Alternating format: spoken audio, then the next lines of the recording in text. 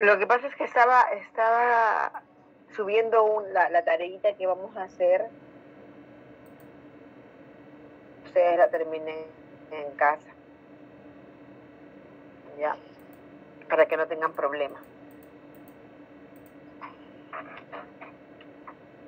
Entonces la subí al aula virtual y quería justo decirte, Melissa, si tú puedes entrar y mirar si es que se puede ver, si lo subí bien. Sí, profe, ahora reviso. Ok.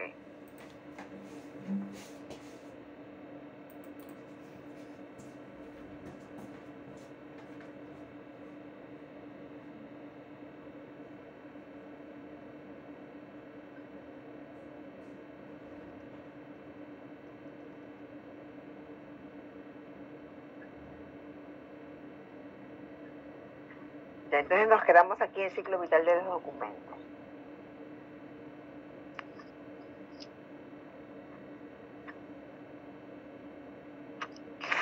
Entonces tenemos que los documentos generados y recibidos en el ejercicio de una actividad por las distintas oficinas de cualquier organización tienen, como todos los documentos administrativos, su propia vida.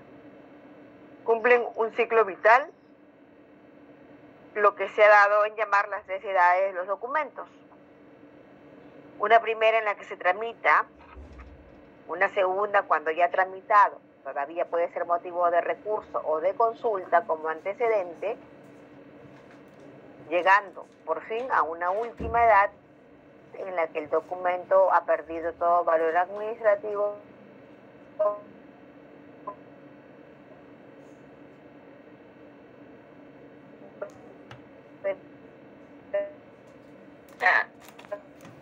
no puede.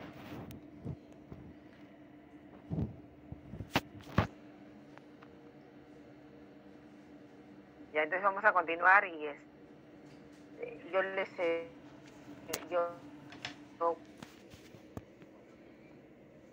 puedes subir la tarea. Lo terminan, ahí les puse que me lo podrían entregar hasta mañana.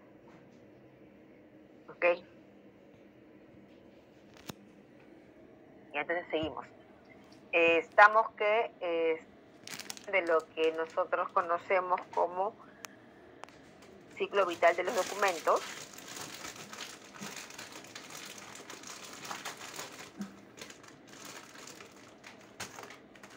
Y, a ver. Hoy día nosotros tenemos clase hasta las 9 sí, y 10, ¿verdad? Okay. Entonces tenemos que la primera edad es lo que conocemos como, ¿no? Estos documentos generalmente nosotros los vamos a encontrar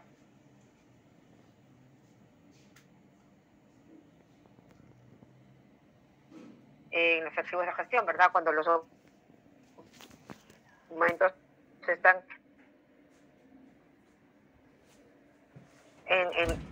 está la acción, ¿verdad? Segunda edad o fase semiactiva, periodo precaucional. Entonces nosotros, ya el documento, ¿no? Ustedes saben, están trabajando en distintas organizaciones y saben de que cuando se genera el documento, pues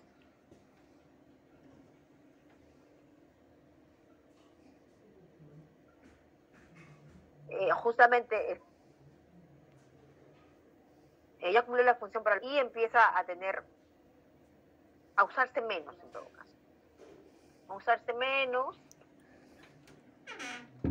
¿no? El documento puede en ese momento pasar a otro nivel de archivo, porque si nosotros tenemos documentos en la oficina de gestión que ya no estamos utilizando mucho porque ya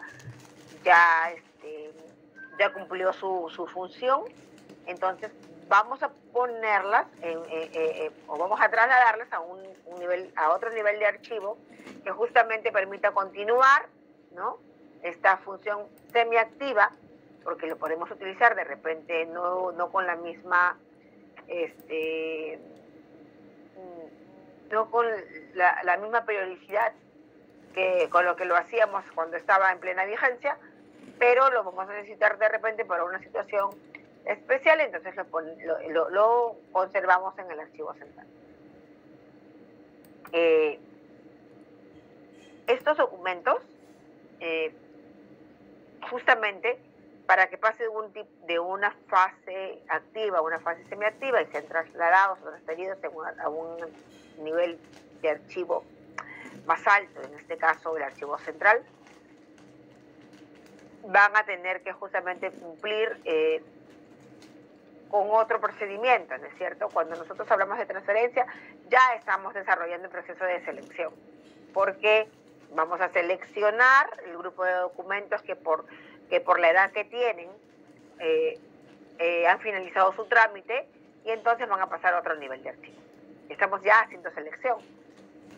Va a haber otra etapa, ¿no?, en la que solamente van a incluirse a las series que han sido identificadas como series de valor permanente, ¿no?, y que puede dejar en ese momento de tener valor para la propia institución, o sea, ya no la voy a utilizar para hacer ninguna gestión institucional, sin embargo va a adquirir otros valores y va a poder ser utilizada para otros fines. A esa tercera edad, a esa tercera fase, se la suele llamar una fase inactiva, porque ya no tiene valor para la institución que la ha producido. Sin embargo, va adquiriendo otros valores en el caso que esa serie documental haya sido identificada como lo de valores permanentes.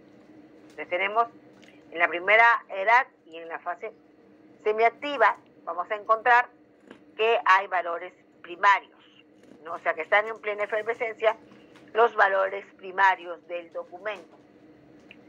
¿Y cuáles son esos valores primarios? Entonces tenemos que son el administrativo, el legal, el fiscal y la importancia de los documentos para su creador original. O sea, son importantes para el creador original, para la institución que los ha producido.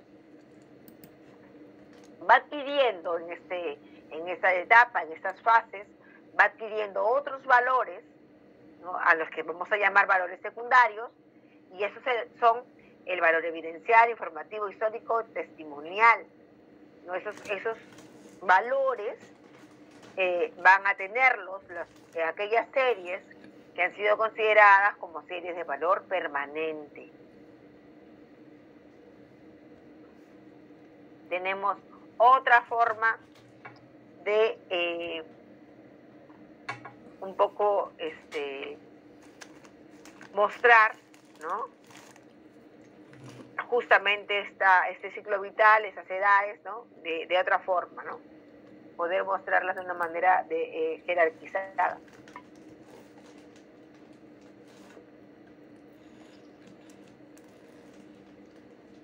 Entonces, en la imagen, ¿qué cosa estamos viendo?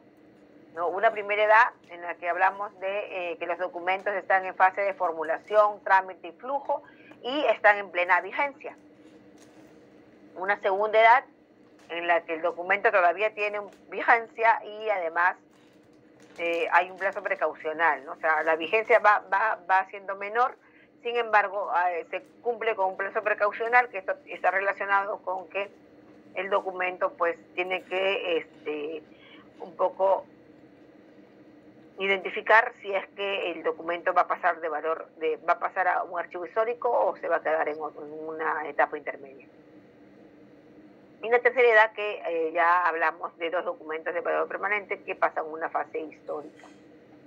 Entonces tenemos que la fase de formulación, trámite y flujo está relacionado con el nivel de archivo de gestión y el archivo central, ¿no?, porque todavía también tienen vigencia los documentos, ¿no? El plazo precaucional lo vamos a encontrar de documentos que están generalmente en un archivo intermedio, y los documentos en su fase histórica los vamos a encontrar pues en los que nosotros conocemos como archivo histórico, y esos son los niveles de archivo que nosotros conocemos.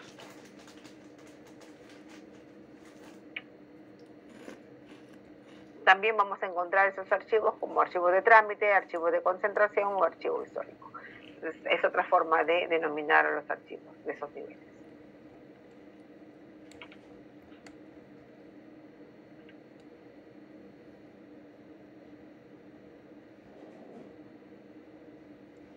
Hasta aquí todo bien, ¿verdad?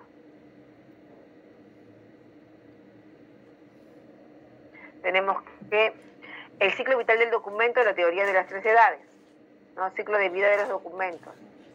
Es la denominación que se da a las distintas fases o etapas por las que va pasando el documento desde su creación a su eliminación o selección para su custodia permanente. Tradicionalmente se habla de 3 edades que se establecen en función de el valor de los documentos y la frecuencia de su uso. Hay una imagen también que habla justamente de esto que hablábamos hace un momento sobre la fase activa, semiactiva e inactiva. La fase activa comienza cuando son creados y o recibidos los documentos en la unidad de archivo, hasta que es concluido el asunto o el trámite. Esos documentos los encontramos ubicados en archivos de trámite centrales para tenerlos en una rápida y oportuna disposición, debido a que el uso y consulta en esta fase es de manera constante. Entonces, tenemos que en la fase activa los documentos son utilizados de una manera constante, nos vamos a encontrar en los archivos de gestión o llamados de trámite, en los archivos centrales, porque todavía tienen vigencia administrativa. En esta fase se cuentan con instrumentos archivísticos como los registros archivísticos, se elabora el cuadro de clasificación documental, el inventario, la tabla de retención documental, registros de préstamos documental. Como último paso de esta fase de los documentos, y una vez aplicada la valoración, se procede a la transferencia primaria de los documentos. Fase semiactiva. En esta etapa los documentos han concluido su trámite, sin embargo, sus valores primarios siguen estando presentes y pueden ser requeridos por instancias legales o para aclaraciones posteriores. Por ello, tales documentos siguen siendo propensos a consulta, aunque de una manera más esporádica.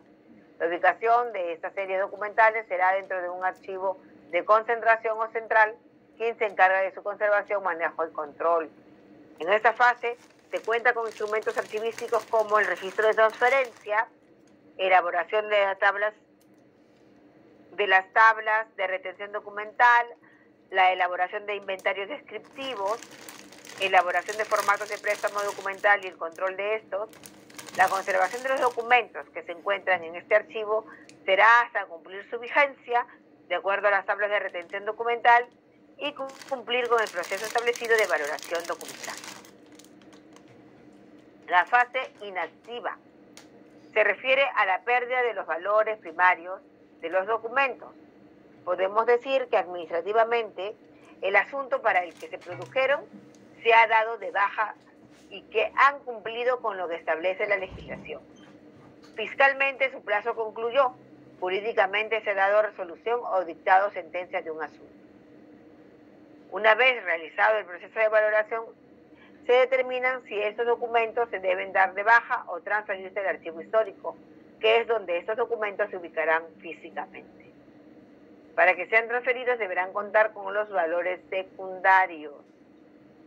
El documento asume un valor permanente y se limitará a ser consultado por su valor cultural e informativo con fines de investigación. Su conservación será definitiva en condiciones que garanticen su integridad y transmisión a generaciones futuras.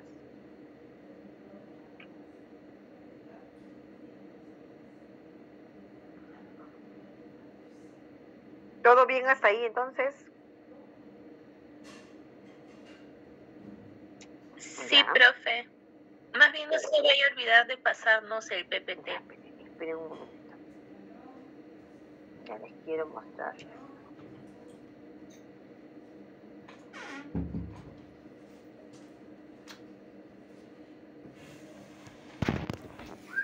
Miren, primera, segunda y tercera edad también acá está más relacionado con los valores, los periodos de permanencia, el momento del expurgo, dónde van a estar ubicados, en qué dominio está el archivero, de quién, los niveles de acceso. Entonces ahí es un cuadro que está un poquito más completo.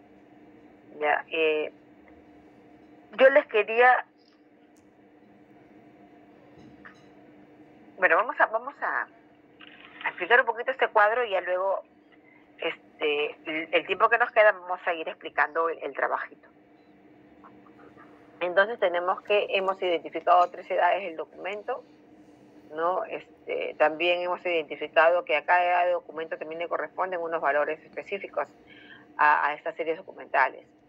En la primera y segunda edad vamos a encontrar que se identifican como valores primarios y en la tercera edad el valor secundario. Entonces tenemos como valores primarios que los documentos sirven para la gestión y normalmente tienen valores administrativos, fiscal o jurídico, tienen valor informativo también. Y en el caso de los secundarios, del valor secundario, pues los documentos hemos dicho que en esta fase tienen valor evidencial, informativo, valor histórico y cultural. Generalmente los archivos en donde se concentran esos documentos en la primera edad son los archivos administrativos o archivos de gestión. En la segunda edad los vamos a encontrar en el archivo central y en la tercera edad lo que llamamos archivo definitivo o histórico.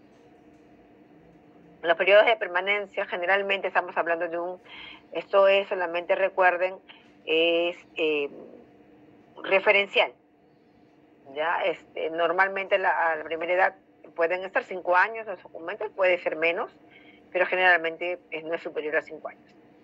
En la segunda edad los documentos pueden estar de 10 a 15 años y en la tercera edad pues vamos a encontrar documentos de 30 años hacia arriba. ¿Verdad? El expurgo. ¿Qué cosa hacemos? La eliminación esas eliminaciones, ese expurgo se hace en las oficinas. ¿Qué cosas se expurga? Las copias duplicadas, la documentación informativa y sin propuesta de eliminación. Se hace depuración. En la segunda edad, la eliminación del archivo central de documentación que en ese plazo carezca de valor y se hace una propuesta de eliminación. Y en la tercera edad, el expurgo, dice eliminación en el archivo intermedio de la documentación que en ese plazo carezca de valor por propuesta de eliminación. ¿Dónde se encuentran ubicados? Los documentos en la primera edad se encuentran en los archivos de las oficinas o departamentos que se realice la gestión, donde se realice la gestión. En la segunda edad también los depósitos o los repositorios centrales están dentro de la institución, generalmente, y el valor histórico están en un almacén masivo fuera de la institución, Archivo General de la Nación, por ejemplo. Tenemos entonces que los documentos en la primera y segunda edad están en una etapa archivística y son de responsabilidad del archivero. En el caso del archivo central es total. En el caso de los archivos de gestión, pues vamos a encontrar intervención de personal administrativo también. En la tercera edad, pues es dominio total del archivero, porque allí en el archivo histórico, pues trabajan en la mayoría de casos gente relacionada a los archivos. Niveles de acceso a usuarios. En la primera y en la segunda edad tenemos la administración, la que lo ha generado. Tenemos algunos ciudadanos que van a hacer consultas y generalmente el acceso es restringido. En el caso de la tercera edad, los documentos son para los ciudadanos, para los investigadores y tiene restricciones de acceso.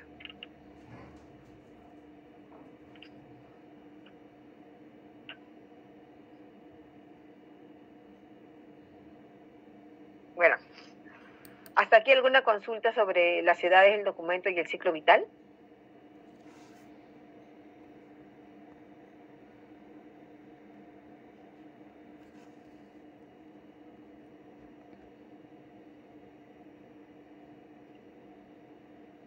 Si desean, me los escucho.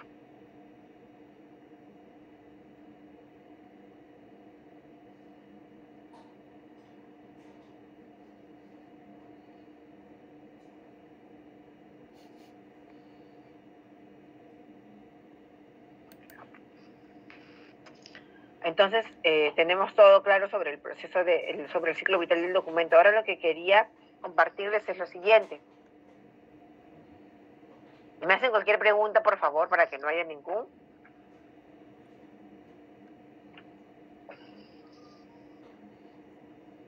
Error. Ya. Bueno, yo les he compartido también allí en el aula virtual este organigrama. Y lo que quiero que identifiquen es una tarea así facilita, ¿no? Solamente, nos ayuda a uno a poner en práctica lo que venimos conociendo sobre las agrupaciones documentales y sobre esto que hablábamos de la jerarquía, ¿no? De la generación de documentos por función y por competencia. Entonces, nosotros estamos mirando un organigrama que vemos es muy amplio, con muchas funciones, pues estamos hablando de la Municipalidad Metropolitana de Lima, que tiene pues muchísimas funciones, lo podemos ver a través de su organigrama, ¿no? Y lo que nosotros vamos a hacer ahora es un poco poner en práctica lo que hemos venido realizando. Y si yo les digo a ustedes, a ver, ustedes van a identificar en ese organigrama, van a identificarme, es como si ustedes estuvieran yendo a un archivo y ustedes van a identificar al organismo productor. En este caso van a poner en una hoja, bueno, allí en su aula virtual el fondo, ¿no? Van a identificar una sección de fondo y de esa sección van a identificar una serie y de la serie van a identificar un tipo documental. ¿Ya? Miren, si yo tuviera que preguntarles a ustedes, yo les envío este documento, ustedes díganme, ¿qué podrían identificar a través del organigrama? Por favor, cualquiera de ustedes, y así yo les voy. Profesora, disculpe, le habla Pedro Campestano. Sí, Pedro. Bueno, sí, lo primero que puedo identificar en el organigrama, pues es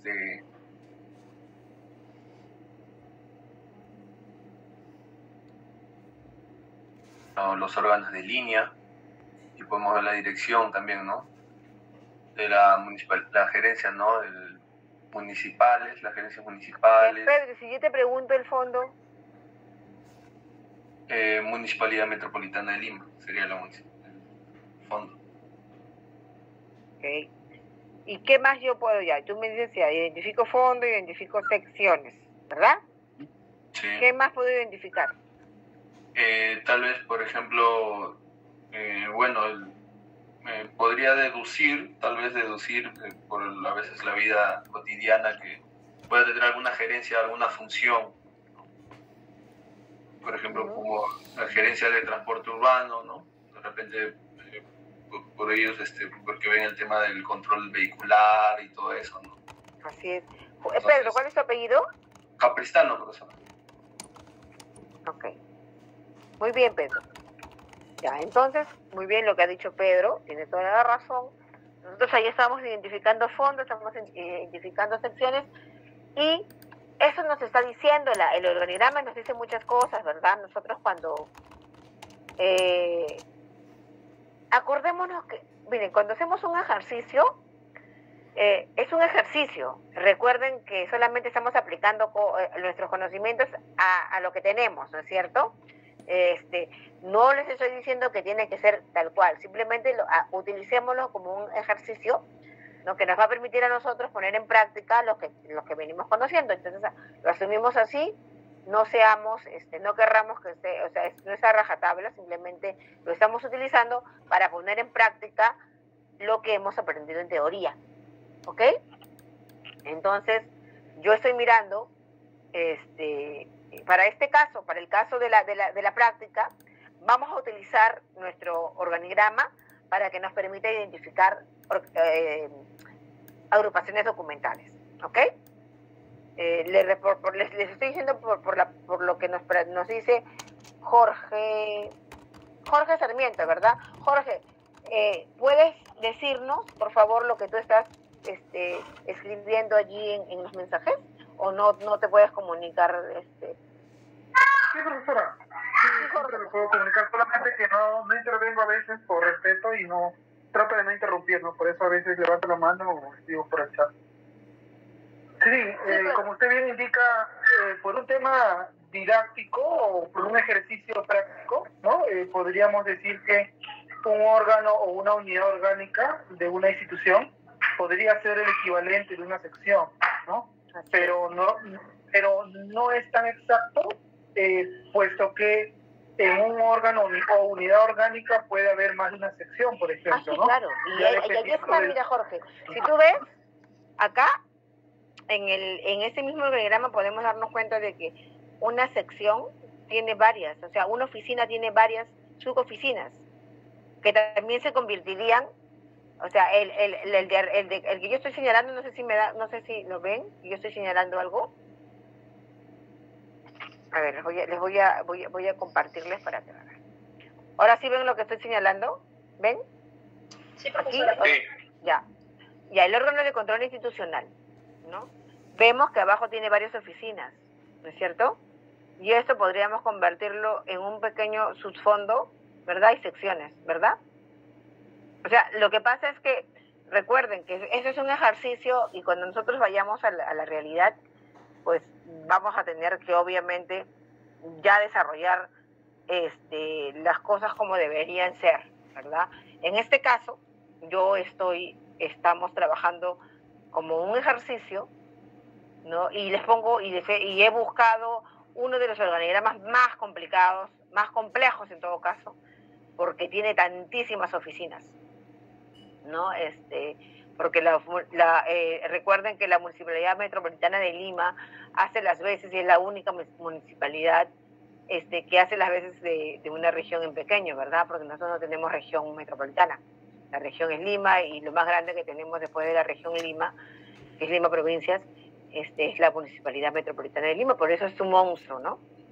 Entonces, obviamente que este monstruo no podríamos aplicarle de una manera rajatabla fondo, sección y serie, ¿no? Tendríamos que mirar la realidad propia de la institución, pero para nuestro ejercicio didáctico, sí nos sirve. ¿Ya? Entonces, lo que yo les voy a pedir a ustedes es que identifiquen fondo, sección, y que ustedes hagan un ejercicio mental, ¿no? Por la oficina que ustedes identifiquen como secciones, hagan un ejercicio y ustedes piensen qué series les correspondía por función a esas oficinas, ¿no? Porque ustedes saben que cada oficina tiene sus propias series.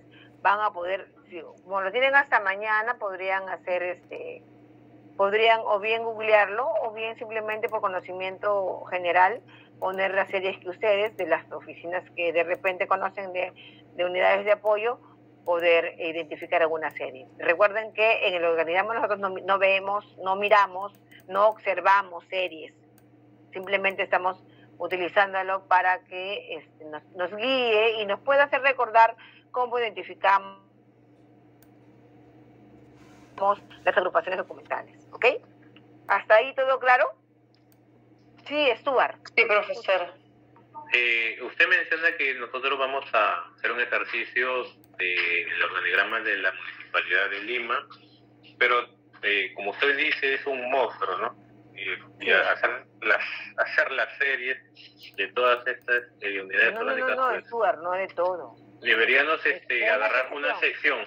De una sección, claro, cualquiera solamente al azar, ¿no? una sección, solamente. Entonces, imagínate cómo les voy a pedir que hagan el monstruo. No, una dígame, sección. una La que consulta, ustedes deseen. tendríamos que utilizar el manual de organización de funciones, ¿no? Para poder deliberar las series que tiene cada sección. Stuart, mira, acuérdense que estamos nosotros utilizando todos nuestros conocimientos. Si nosotros hemos tenido experiencia de trabajar en un archivo, sabemos que hay unidades que vamos a poder identificar series, ¿no? Y si nosotros queremos ser más expeditos, o sea, de repente más minuciosos, ¿no? Sí podríamos hacer ese ejercicio,